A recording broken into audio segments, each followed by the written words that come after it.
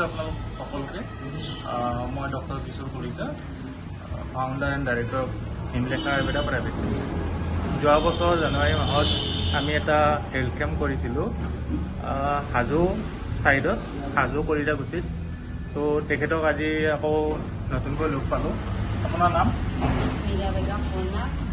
মই আপোনাক তাত দেখুৱাইছিলোঁ যোৱাবাৰ। দেখাওঁতে মই কিন্তু এই আপোনালোকৰ মেডিচিন খাই ভাল পাইছোঁ, বহুতখিনি ভাল পাইছিলোঁ। কেনেকুৱা কি আপোনাৰ সমস্যা হৈছিলে? মোৰ এই পেচাবৰ প্ৰব্লেম আছিল আৰু ব্লাডটো অলপ কম আছিল, কিন্তু সেই ঔষধখিনি খাই মই ভাল পালোঁ। তাৰপৰা আকৌ এইবাৰ আপোনালোকক লগ ধৰি ঔষধ খোৱাৰ এটা হেৰি কৰিলোঁ।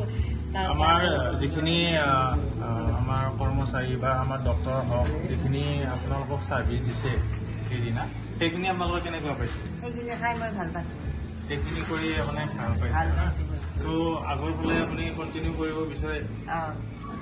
ঠিক আছে। আৰু আগৰ মানুহখিনিক আপুনি কি কৰিব? আৰু কোনোবাই যদি বিচাৰে আহিব পাৰে, আহি ইয়াৰ পৰা মেডিচিন ল'ব পাৰে। মেডিচিন লোৱাৰ পিছত তেখেতসকলৰ উন্নত হ'ব, ভাল হ'ব। ঠিক আছে, আপোনাক বহুত বহুত ধন্যবাদ জনাইছোঁ। এতিয়া মূল কথাটো আপোনালোকক কওঁ যে ঔষধ খালেই নহ'ব, ঔষধৰ লগত জড়িত আৰু বেমাৰৰ লগত জড়িত সকলোবিলাক বস্তুৱে জানিব লাগিব। তেতিয়াহে এটা বেমাৰ বা ৰোগ ঠিক ভালকৈ হ'ব, নিৰাময় হ'ব। চ' আজিলৈ এইখিনিয়ে। ইয়াৰ বিষয়ে আকৌ বিতংভাৱে আলোচনা কৰিম। এই বাইদেউজনীয়ে যে বৰ্তমান কথাখিনি পাতিলে, তাৰ বিষয়ে অলপ মই চমুকৈ জনাই দিছোঁ যে একচুৱেলি তেখেতৰ কি হৈছিলে। তেখেতৰ যোৱা বছৰ চাগে জানুৱাৰী মাহমানত পেনক্ৰাইটিছ নামৰ এটা অগ্নাশয় গ্ৰন্থিজনিত সমস্যা হৈছিলে। তাৰ কাৰণে মানে ডাইজেশ্যন হোৱা নাছিলে। কিবা অলপ খাদ্য খালে, ধৰি লওক পানী খালেও তেখেতৰ বিষ হৈছিলে।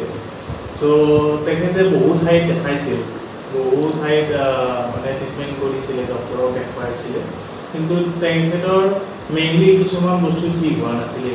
সেইটো হ'ল তেখেতৰ ডাইট, আৰু ডাইটটো ঠিক নোহোৱাই তেখেতে ভাল পোৱা নাছিলে। আৰু এই অগ্নাশয় গ্ৰন্থিজনিত ফেটছ বা তাৰ যিখিনি লগৰ যিখিনি বেমাৰ, সেইখিনি মেইনলি হয় খাদ্যাভ্যাসৰ ভুলৰ কাৰণে। আৰু এইটো যেতিয়া বেমাৰ হয় তেতিয়া ডাইজেশ্যনটো কমে, কিবা অলপ পানী খালেও তেখেতৰ বিষ হোৱা আৰম্ভ হয় সেইজন ৰোগী। আৰু তেখেতে আমাৰ তাত আহিছিলে আৰু আমাৰ কথাখিনি বুজাই কৈছিলে যে কেনেকুৱা কি হৈছিলে। জাষ্ট 2 পৰা 3 মাহমান ট্ৰিটমেণ্ট কৰিছিলে সেইটোৰ কাৰণে, আৰু এতিয়া তেখেতে বহুখিনিয়ে সুস্থ বুলি কৈছে। এইখিনিতে মই এটা কথা ক'ব খোজোঁ যে এইটো বেমাৰ যদিহে আপুনি কিছুমান গুৰুত্ব নিদিয়ে, বেমাৰৰ ক্ষেত্ৰত হওক বা খোৱা লোৱাৰ ক্ষেত্ৰত হওক, তেতিয়া আপোনাৰ এই বেমাৰটো কেতিয়াও ঠিক হ'ব নোৱাৰে। যদিহে আপুনি নিজে ঠিক নহয়, মেডিচিনে কেতিয়াও ঠিক কৰিব নোৱাৰে। সেইকাৰণে সদায় মন কৰিব যাতে খোৱা লোৱাবিলাক ঠিকেই হয়। আৰু খুবেই শুনি ভাল লাগিল আচলতে আজি আমি তেখেতক লগ পালোঁ। লগ পাই তেখেতে যিখিনি ক'লে বহুতেই ভাল লাগিছে। তেখেতো সুখী, আমিও সুখী, কাৰণ কাৰোবাক নহয় কাৰোবাক এটা ভাল ছাৰ্ভিচ আমি দিব পাৰিছোঁ। সেইখিনিয়ে আজিলৈকে ইমানে।